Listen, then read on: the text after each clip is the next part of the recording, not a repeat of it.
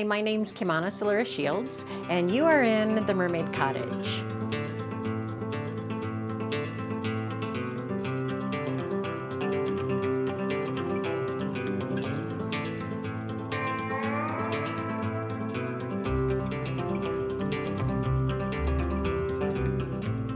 This is our kitchen in the Mermaid Cottage, and it has pretty much everything you need.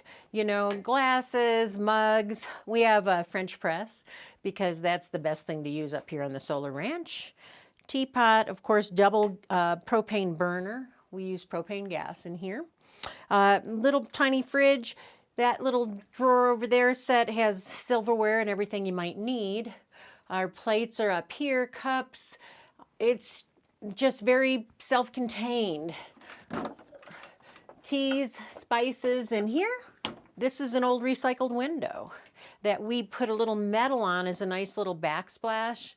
All kinds of art in here, original art that I just absolutely love. This is from the Philippines. I used to have a store called the Organic Peddler. No longer. But anyway, I have a lot of treasures that got to have a second life in here once I closed that store. It's an actual marble slab that we got out of our friend's junkyard. He does a lot of building, and this was just an extra piece that we found there. And my husband does welding, so he was able to weld the frame for it here, place for us to put the fridge and that shelf. So again, that was another recycled product. Same thing with this. A friend went hiking and found this in the National Forest, so we installed that as our shelf. And as you can see, there's no shortage of mermaids in this cottage. So this is the Mermaid Shower. It's one of my favorite pieces that I ever built. It's not easy, let me tell you, when you have to start at the bottom up, putting in bottles. I did a little graph for myself, but you know, it's still pretty much the luck of the draw when you're putting bottles in the wall. This is my mermaid. That's her face. It was a vodka bottle. Her chest was a tequila bottle. Here, that was organic syrups that I had in the restaurant. Her tiara. There's the moon. These are moon rays coming out of the moon. The blue is all the water that the mermaid is swimming in. Here's her body and her tail, the green. Again, more blue water. The bottom is sand. So that's sand in the ocean.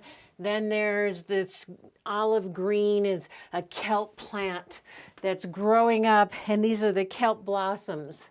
Honestly, I don't even know if kelp has blossoms, but mine does. And then we have a fish feeding off of the kelp plant. So this is my story wall, and I absolutely love it. There's another fun thing that you can do with cordwood when you're putting bottles in walls is take a look here, and this is seashells inside of this bottle. So it's really kind of fun because you can hide treasures in the walls. And this was a blast to build. All these were recycled. People gave us things. I love secondhand stores, but this itty bitty window is perfect. That's all you need is a little window. Let out some of that steam from the shower, right? Soap dish. You see this? How cute that is?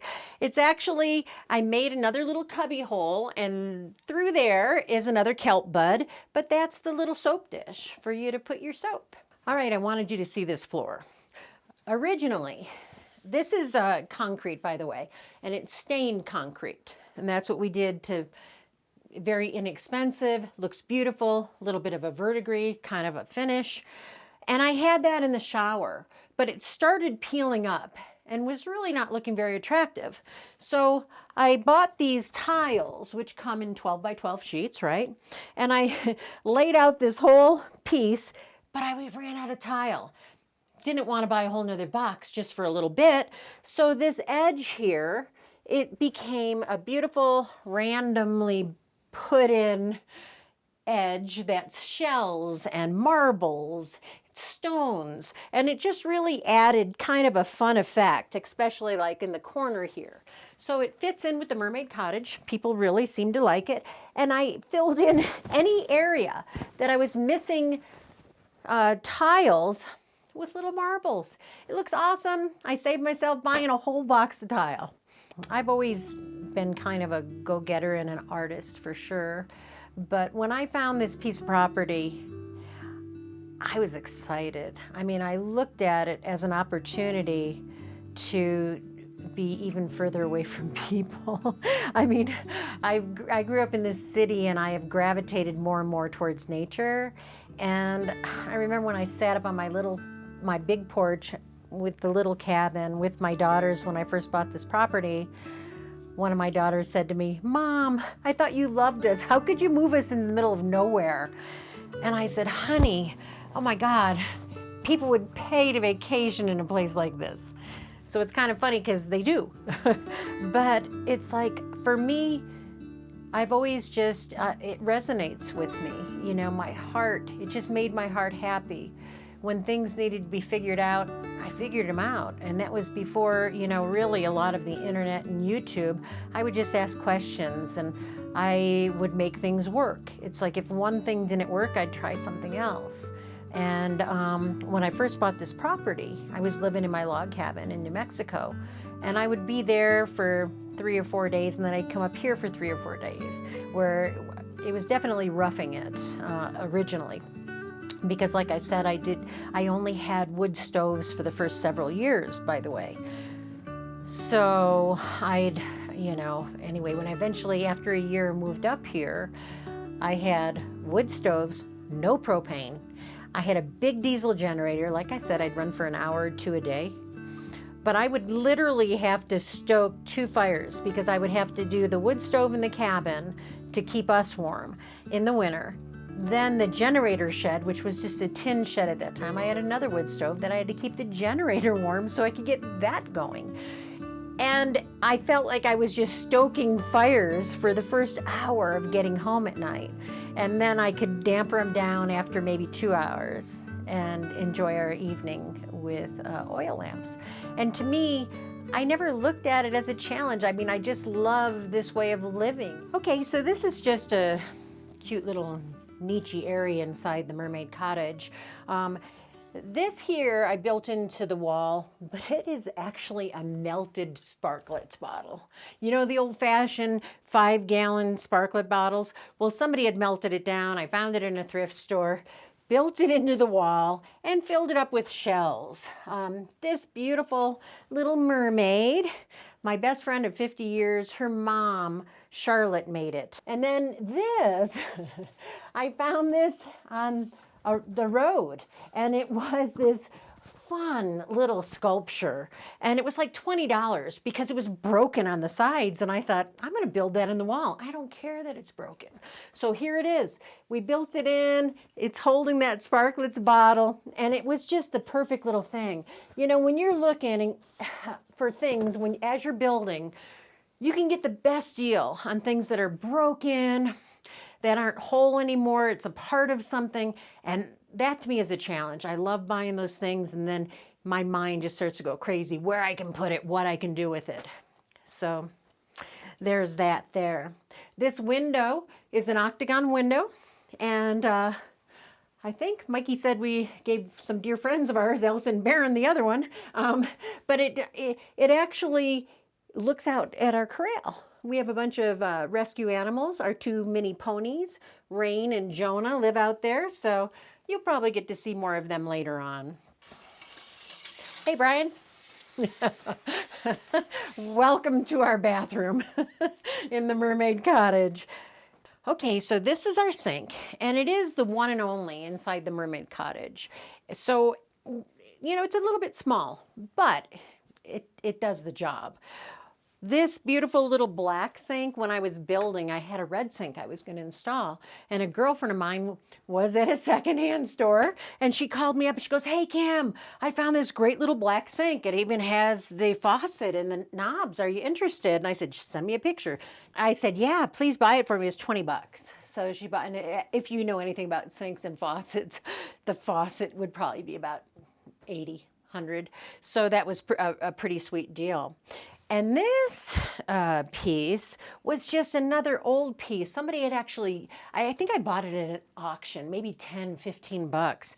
And it's beautiful, you know, it's actually oak, Love it. The top, once we sanded it and varnished it, it has become just a great little tabletop for washing dishes, you know, for all your needs. These sweet little knobs are mermaids, more mermaids, and they're brass and I love them. But anyway, this is where all your cleaning supplies are, and more little dresser space here in this. If you're thinking about homesteading and it's a new idea for you, there's just a few things that I'd like to share. One is, it's very doable. It really is. But find, you know, location, location, location. That there's a lot of truth to that.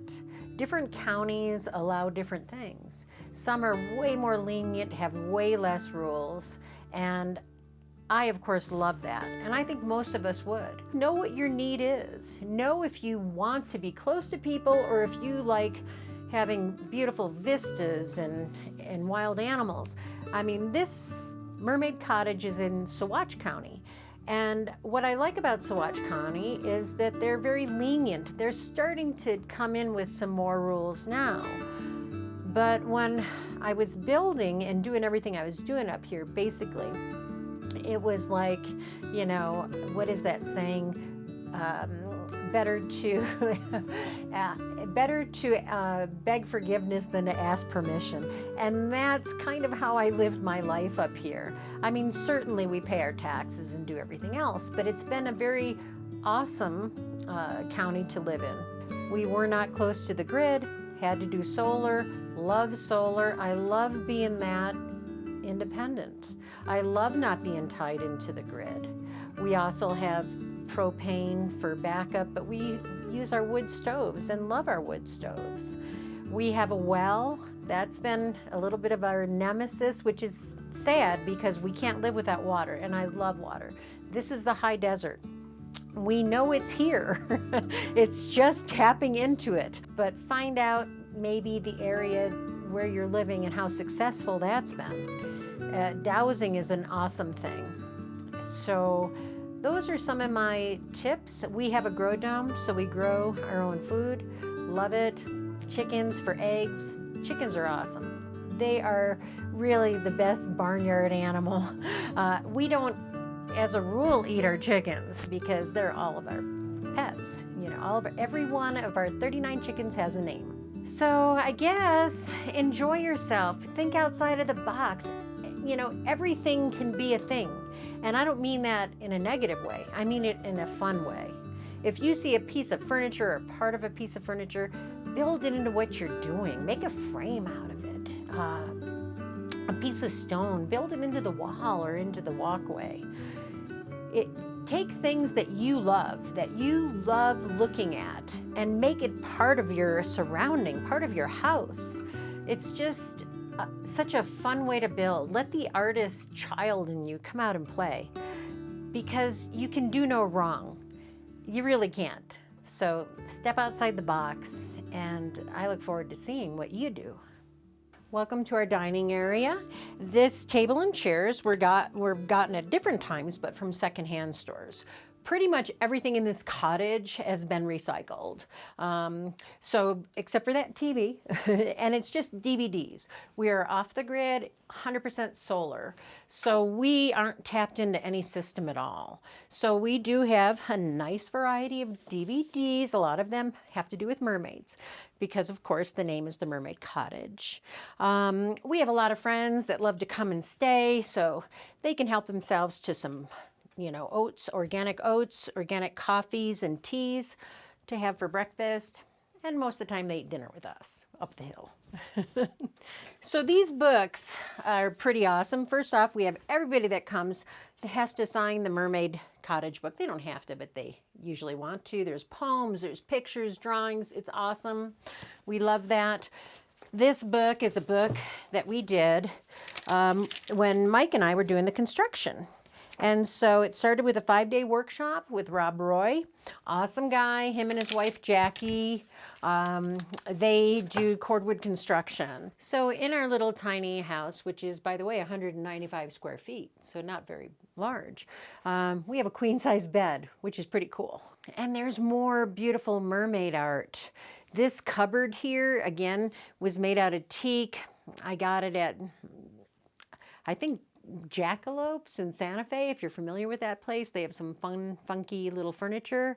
And that has our towels and extra bedding. But it could also house clothing. But down here is a drawer. And actually, I have it on wheels, but it's being fixed. And there's another one that goes right next to it. But this can be for your clothing. And that gives you a useful space underneath the bed. In a tiny house, we all know we need more space, right? So over here, this lamp was gotten at a secondhand store. And the namesake for this cottage is that mermaid there. I was putting in this wall, and my mother came to visit, and she's like, and I actually was like yay high, and I had just put the mermaid in the wall. And my mom's like, what are you going to name this cottage? And I was like, I don't know, you know? And she goes, I think it should have something to do with a mermaid. It's like, well, maybe desert siren. I mean, we're coming up with all these names because we are the high desert here. There is no ocean anywhere close. And eventually I just said, you know, Mermaid Cottage. I like that. And it stuck. So she is the namesake for this cottage. The bottles all go from inside to out. I have it coupled usually with a clear bottle on the other side. And that way, the color of these spheres, they shine brighter. My first cordwood, I thought if I had blue on the outside, I had to have blue on the inside. I have to tell you, it became too dark. So the way to go is to have a clear bottle on the other side. I used a glue gun and a clear bottle on the other side. When I glued it together, I left a little space for a breathing room. So it created a gasket, the glue gun did. And that's really important with cordwood, let me tell you, is to leave yourself some space in between the two bottles that go together. Otherwise, people get broken bottles. So this is our grow dome. It's a 27-foot grow dome that we got from Growing Spaces, and I really like it. I will say that this was the original water tank, and what it is, it's a heat sink, and our koi fish were in here. We decided for winter, we used to have a propane backup. It got a little costly. We try and do things as affordably here as possible. So we moved all the fish up to the upper tank. Meanwhile, this didn't hold up very well, kind of broke up inside. We can't refill that. We have a new one to put in, but we put this small tank in, and we had a few fish in it. I know it looks mighty green right now, but let me tell you, this is luscious, okay? This green here, we water the plants. It's algae. It gives them minerals and makes this isn't like an Australian spinach my friend Karen planted, but it gives all the plants in here the nutrients they need. I don't have to add anything extra. We pretty much live off of the greens in this dome. I really don't have to do a whole lot of grocery shopping. I honestly probably do my grocery shopping maybe once a month, and that's no lie. We have bulk beans, bulk rice. Then I grow all of the greens that we need to survive. And we have enough to supply most of our neighbors, which this garden in this time round was started by, again, my friend. And so it's a bit of a community garden. And that's what we like. We like sharing in this area. There's not a whole lot of us, but everybody here is awesome. Most of us are completely off the grid, some partially. But this is the way to do it. All these plants are organic, and the more you eat them, the more they propagate, which is so awesome. So it really lends itself to being shared. Okay, I'd like to talk to you a little bit about cordwood construction. There's a couple masters, Rob Roy and Jackie Roy, I already mentioned, and then Richard Flatow is another one. You cannot go wrong with any of their books or DVDs. And so I wanted to tell you a little bit about cordwood construction. So this is a Portland cement mix, and what it is, it's Portland cement, sand, sawdust, and lime.